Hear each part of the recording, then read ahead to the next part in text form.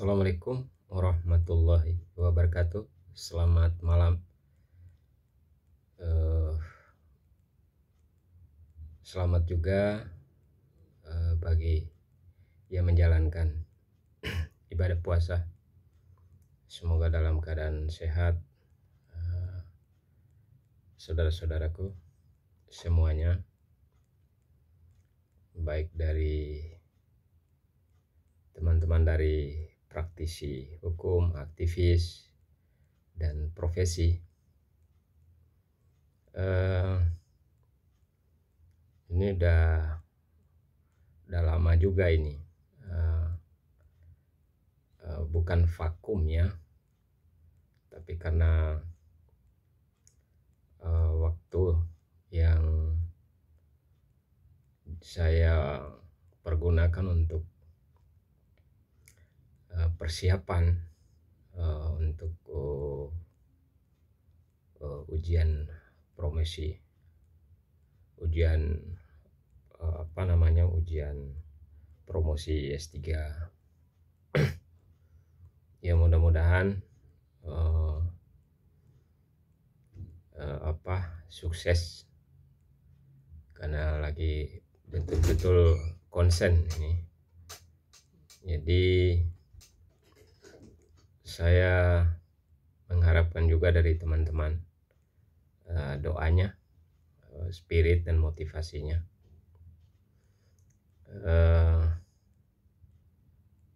Tentu perlu kita menindaklanjuti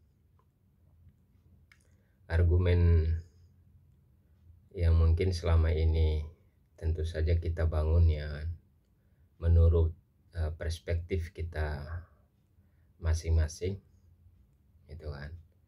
Karena bagaimanapun dengan konseptual berdasarkan analisis ya terkait dengan persoalan-persoalan hukum yang tentu saja bahwa menarik ya untuk didiskusikan, apalagi bahwa ketika kita masuk dalam wilayah modern atau wilayah kekinian, bagaimana hukum itu ketika kemudian harus ada relevansi ya dengan perkembangan hukum kekinian. Tentu saja bahwa itu diberikan momen-momen tertentu ya kan, dalam gagasan atau argumentasi kita sebagai seorang praktisi, seorang akademis gitu kan, berdasarkan legal reasoning. Bagaimana penalaran hukum yang tentu saja bahwa relevan apa yang menjadi satu konsistensi ya kan, metodologi yang kita bangun, apakah itu terkait dengan disertasi, sehingga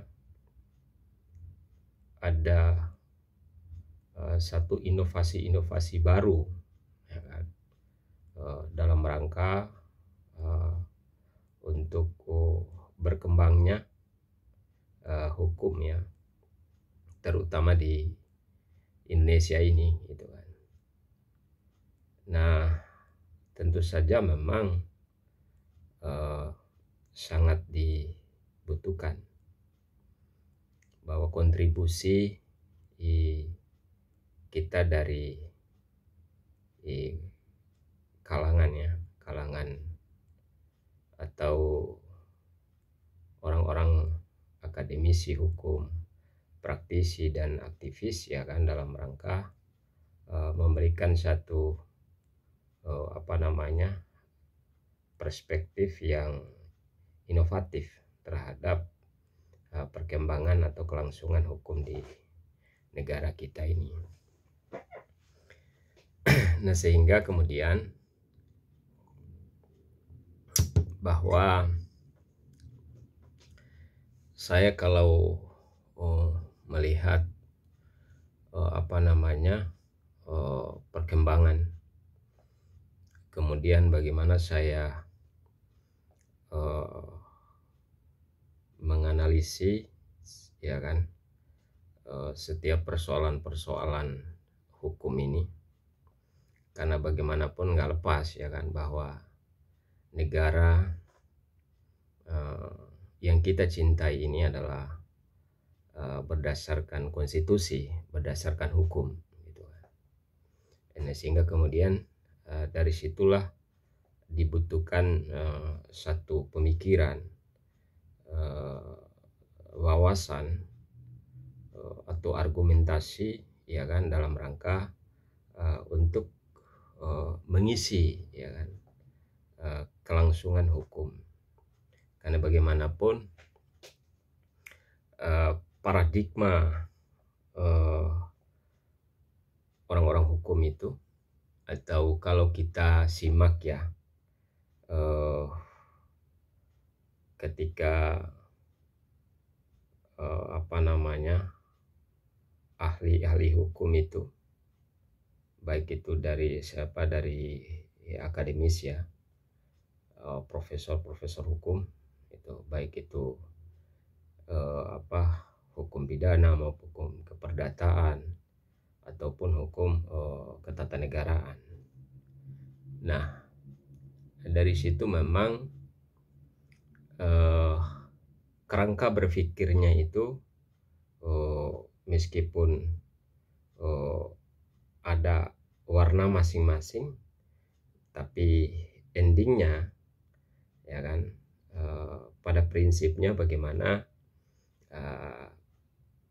memberikan satu perbaikan ya kan hukum yang ada di Indonesia. Dengan adanya sekarang, walaupun kita menganut Eropa kontinental ya kan, atau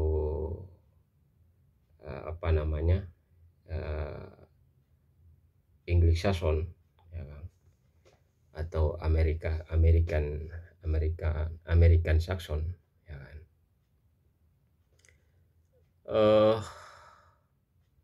Memang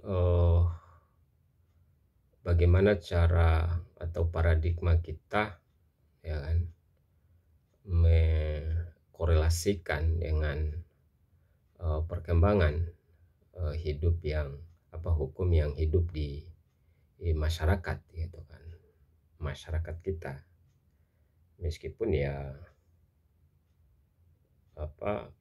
hukum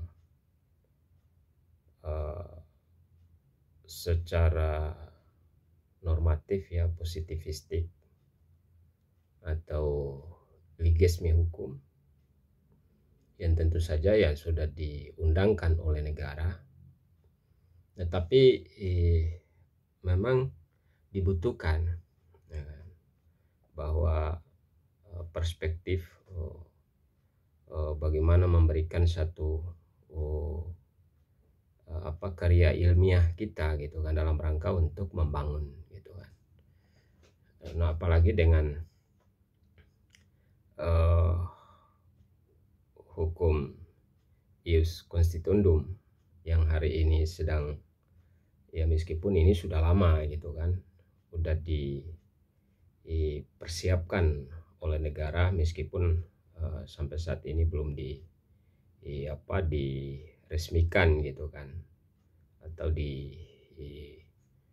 diundangkan secara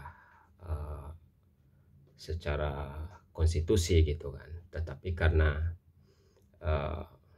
ada terjadi pro dan kontra, tapi mudah-mudahan ya, meskipun ya menurut perspektif di masing-masing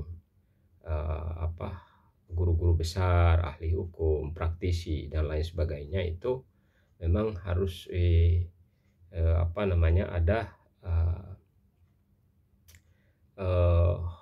bagaimana supaya berkorelasi dengan perkembangan baik itu perkembangan sosial, perkembangan politik, budaya dan lain sebagainya, gitu kan. Nah, tentu saja ini dibutuhkan kan, masukan-masukan yang sangat konstruktif, ya kan, terhadap kemajuan atau perkembangan hukum di negara ini. Meskipun memang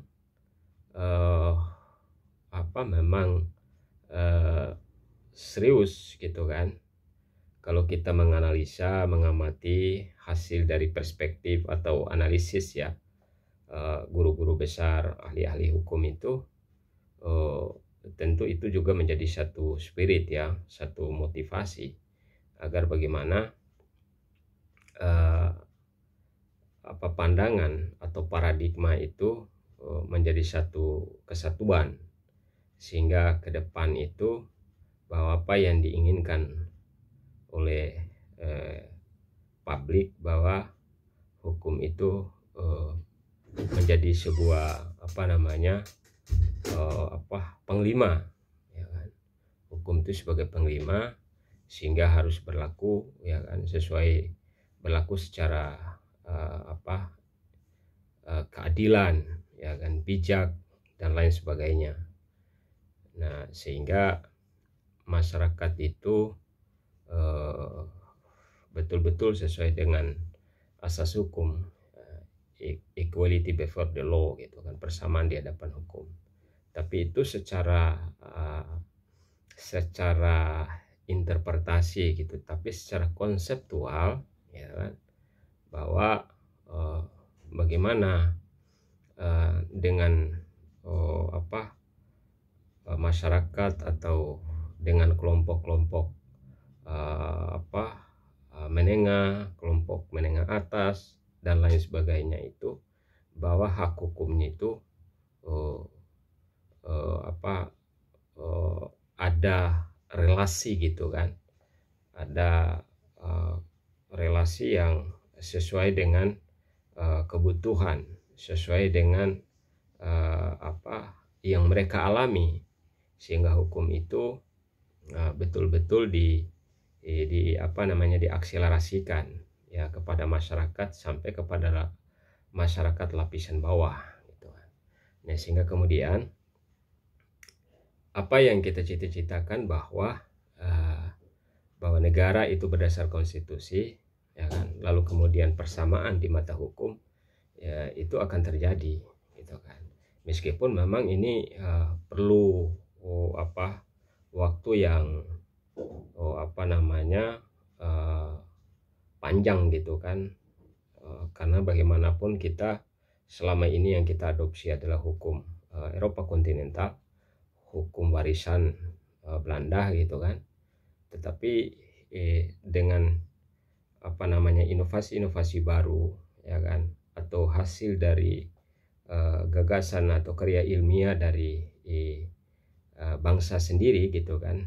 Nah, tentu saja ini akan memberikan satu warna baru, gitu kan, untuk pembangunan hukum ke depan, sehingga semua masyarakat atau publik itu betul-betul menikmati, gitu kan,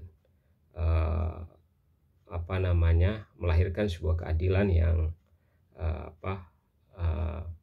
konstruktif, ya kan, terhadap perkembangan hukum di negara ini.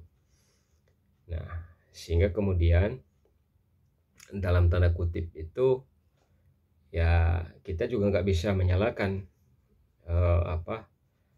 eksekutif, legislatif, ya kan, selama ini, gitu kan, karena terkadang juga bahwa publik itu terjadi pro dan kontra. Sebetulnya kalau pada saat itu, ya kan, bahwa hukum yang akan berlaku ke depan itu, ius constituendum itu sebetulnya sudah negara mau melakukan, cuman ya ada terjadi satu desakan-desakan atau terjadi kontradiktif, sehingga hari ini ya dipertimbangkan lagi gitu kan. Nah tapi kalau menurut perspektif saya, ya kenapa tidak aja dijalankan aja dulu, masing ke depan nanti kan ada ruang gitu kan, ketika misalnya itu tidak relevansi dengan kepentingan masyarakat, kondisi masyarakat sosial, ekonomi dan lain sebagainya, itu melalui pintu yang namanya konstitusi, yaitu ketatanegaraan yang namanya MK. Bisa kan di pihak-pihak diberikan ruang untuk melakukan yaitu judicial review, silakan sebetulnya. Nah tapi kalau dilihat selama ini terjadi juga ketika misalnya itu tidak relevan dan lain sebagainya, itu dilakukan ya kan, oleh pihak-pihak yang berbeda pandangan, berbeda perspektif. Kalau itu dianggap bahwa undang-undang itu tidak relevan dengan keadilan bagi masyarakat ya, pada masyarakat umum, ya itu di judicial review gitu kan, dan itu diberikan oleh konstitusi gitu kan. Jadi bukan sebagai perdebatan yang yang mengkristal ya kan, sehingga terjadi dalam tanda kutip bahwa opini masyarakat harus terjadi semacam kontra dan pro dan kontra, padahal itu sesungguhnya enggak gitu kan. Jadi marilah kita perbaiki ke depan itu bahwa hukum ini harus betul-betul dijalankan sesuai dengan amanat undang-undang. Nah itu sebetulnya kalau menurut perspektif saya. Oke, terima kasih banyak. Mohon maaf kalau ada kata-kata yang kurang berkenaan. Terima kasih. Assalamualaikum warahmatullahi wabarakatuh.